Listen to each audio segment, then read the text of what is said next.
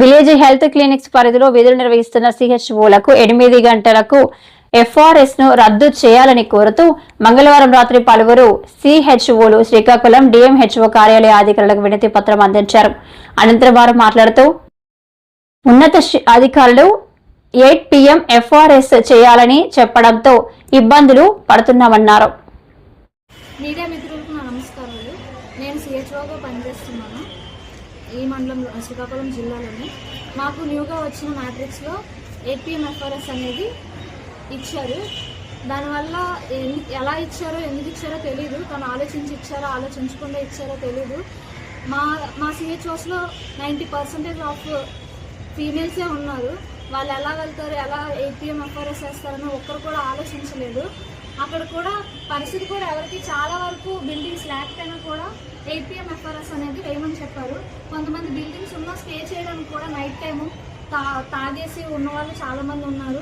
అక్కడ శ్మశానాలు దూరంగా, శ్మశానాలు దగ్గరలో, చెరువుల్లో ఏదో వరదస్తే మునిగిపోయే ప్లేసెస్లో మాకు ఇచ్చారు. దానివల్ల ఏంటంటే మేము అక్కడ స్టే చేయడానికి కూడా చాలా ఇబ్బంది పడుతున్నాం. ఈవెన్ ప్రతి ఒక్క దగ్గర కూడా విహెచ్ అనేది కన్స్ట్రక్ట్ చేసలేదు. కొంతమంది మాత్రమే ఆ విహెచ్ బిల్డింగ్ ఉంది. ఆ బిల్డింగ్ ఉన్నా కూడా ఎటువంటి నైట్ సెక్యూరిటీ లేకుండా ఈ ఫీమేల్ స్టాఫ్ అనేవాళ్ళు ఎవరు ఉండరు. ఓన్లీ సిహెచ్ఓ మాత్రమే ఉంటారు. సో వాళ్ళకి ఎలా ప్రొటెక్షన్ లేకుండా మేము ఎలా ఉండాలి, ఎలా ఎఫ్ఆర్ఎస్ చేయాలనేది ఈ ప్రభుత్వం వారు ఆలోచించి ఏదో ఒక డెసిషన్ తీసుకొని మాకు న్యాయం చేయండి. ఇంకా అదేవిధంగా చాలా వరకు వర్క్ బర్డెన్ ఎక్కువైపోతుంది. అది చేసినా కూడా ఎవరు మా సేవలను గుర్తించకుండా, మా బాధలను గుర్తించకుండా 8 PM ఎఫ్ఆర్ఎస్ పెట్టడం అనేది మాకు బాధాకరంగా ఉంది. అదేవిధంగా 42 రోజులు కూడా మేము సమ్మె చేసి, ఎండల్లో చాలా కష్టపడి సమ్మె చేసి మా బాధలు వింటారని ప్రభుత్వం వారికి మేము అర్జీ పెట్టుకుంటే ఆ రోజు వచ్చి మాట్లాడారు సార్, సత్యకుమార్ సార్, మీకు అన్ని డిమాండ్స్ మేము నెరవేరుస్తాము, మీకు అన్నీ చెప్తాము. ఆఫ్టర్ మీరు సమ్మె విరమించుకుంటే మేము అన్నీ మీరు చెప్పే డిమాండ్స్ అన్నీ కూడా మేము తీర్చుతామని చెప్పి మాకు మాట ఇచ్చి ఆ రోజు మాకు సమ్మె ఆపిచ్చారు. ఆ తర్వాత కూడా మాకు ఒక్క రోజు కూడా మాకు ఎటువంటి మీటింగ్ పెట్టకుండా, మా బాధలు తెలుసుకోకుండా ఈరోజు మ్యాట్రిక్స్లో 8 PM ఎఫ్ఆర్ఎస్ వేయకపోతే 15,000 5,000 అతనే కట్ చేసేసి మాకు 10,000 ఇన్సెంటివ్ ఇస్తానని చెప్పారు. ఒకవేళ 5,000 ఇన్సెంటివ్ కావాలంటే head quarter stay 8 PM FRS అనేది ముఖ్యంగా వేయాలని చెప్పారు. ఆ 8 PM ఎఫ్ఆర్ఎస్ వేయడానికి మాకు పాసిబిలిటీ లేదు.